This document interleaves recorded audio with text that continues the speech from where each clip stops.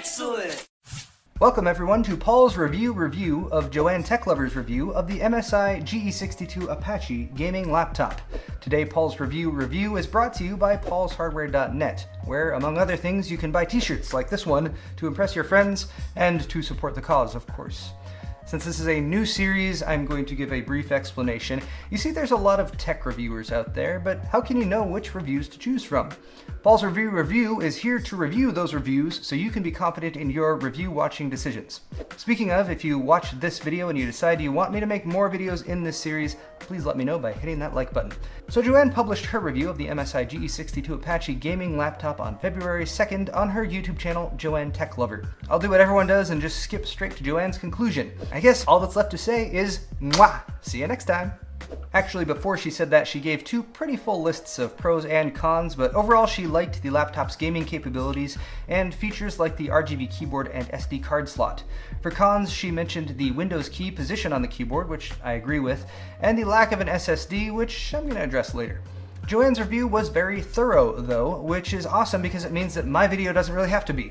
To provide some basis for comparison, here's my less thorough overview of the MSI GE62 Apache, which has a starting MSRP of $1399.99 for the lowest end configuration that I have here. The top is brushed metal with some angled contours that look quite pleasing, but it is a fingerprint magnet, as you might expect. However, the gaming G-Series logo does light up when powered on. The front has centered Wi-Fi battery and drive activity lights with speakers on the left and right, and then along the right side is a DVD burner, USB 2.0 port, SD card reader, and power jack, while on the left side you have separate mic and headphone jacks, 3 USB 3.0 ports, mini display port that can do 4K at 60 Hz, HDMI that can do up to 4K at 30 Hz, and you can do video out from both of these to connect to 2 external displays, effectively giving you 3 displays at the same time. Then also there's an Ethernet jack for the killer E2200 NIC and a Kensington lock.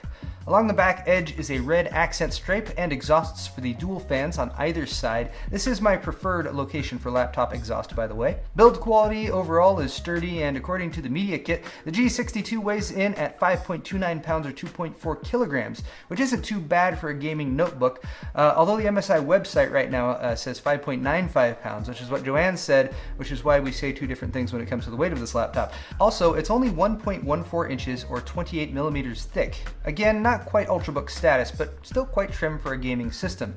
Inside you can see the 15.6-inch 1920 by 1080 anti-glare screen, which MSI says is an IPS level TN, which I think is them trying to say it's one of the newer TN panels that doesn't suck, and it does have pretty wide viewing angles and decent color reproduction for a non-IPS display. Up here there's also a 720p webcam, and then down below you have your full RGB backlit SteelSeries keyboard, which has a ton of color configuration options in the software that Joanne did a really good job walking through in detail.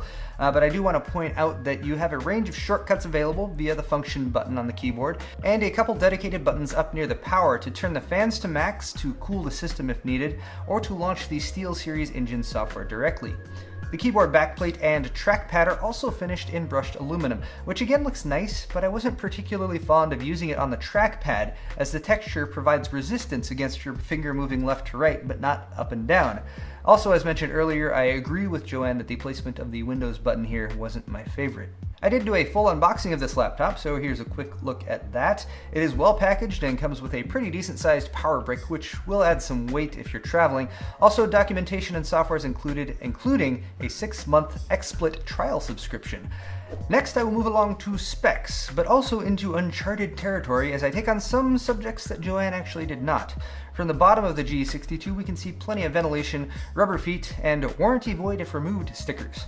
I asked MSI what the deal is with these and if they really don't want people opening up their laptops, and they said that it's basically a preventative measure. If you know what you're doing and you don't do something stupid like punching holes in the PCB or filling the housing with peanut butter, then you'll still be okay warranty-wise.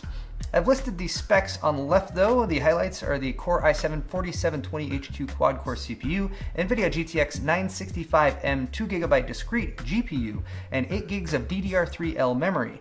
As mentioned though, this is the lowest end model, so inside there's lots of expansion available. The 2.5-inch hard drive is our only mass storage that ships with this laptop. It's a 1 terabyte drive that comes installed. So the downside to getting this version and then adding your own SSD later would be that you'd have to migrate the Windows 8.1 operating system over. But it does give you the option to choose your own M.2 drive or drives to fill any of these 3 empty slots. Higher-end models can come with SSD arrays pre-configured using these M.2 spots, and something MSI calls Super RAID 2 that can get you read speeds of up to 1500 megabytes a second. That's pretty awesome. You can also see 2 SODIMM slots, the 2 speakers and the subwoofer for the Dynaudio speaker system, and the dual fan cooling solution with 3 heat pipes dedicated to the 965M. Also, there's a 6-cell battery. I did run some benchmarks, so here's a quick look at those. I got about the same Firestrike score as Joanne and MSI for that matter, just below 4800. By comparison, a full-size desktop GTX 960 will score about 7000 on this test, so not bad at all for a gaming laptop. BioShock Infinite and Metro Last Light were also reasonable scores. Please keep in mind that I'm using the highest settings for these tests at 1080 with 4x anti-aliasing. You'll be able to play these games, just maybe not with everything turned up to ultra like that. I also want to do a quick gaming demo, so I just played through some Crysis 3 and some Battlefield 4 since these are very demanding titles. There's a quick bit of Battlefield 4 gameplay for you guys. Basically, I had to set everything to between high and medium settings in order to get a frame rate that I deemed to be nice and playable, which is above 60 frames per second. Right now I'm at about 75 to 80 frames per second, although I was dipping down a little bit earlier when I was running through the hallways. But also, as you can maybe hear right now, the fans are kicking into pretty decently high gear, but we are using the more strenuous setting in the MSI menu. Next up, a little Crysis 3. This game is just a really difficult one on a lot of systems, so I had to mess around with everything, and eventually I settled on pretty much low settings for graphics quality and everything. I am able to have FXAA on, but I'm kind of hovering right around 60 to 70 FPS and sometimes dipping a little bit below. I'm also doing pretty terribly right now. I also noted that MSI included XSplit and has marketed this as a laptop not just for gaming but also for streaming. So here's a quick streaming demonstration. Remember that streaming while you game on the same system is very intensive, as the CPU also has to encode the upload stream on the fly. So here is a live streaming demonstration. I'm streaming to my Twitch channel, which is Pulse Hardware. I'm using just the laptop, so I'm using the webcam to show my face to the stream. I'm using the XSplit Gamecaster software that comes with it, and you get a 6-month license for that. I'm live streaming at 720p, and I'm playing BioShock, which is getting... again, I tried to aim for above 60 frames per second, so I'm getting 60 to 70, 75-ish right now, holding pretty steady. And I played BioShock because it was a little bit easier on it than Crysis 3 or Battlefield 4 that I did earlier.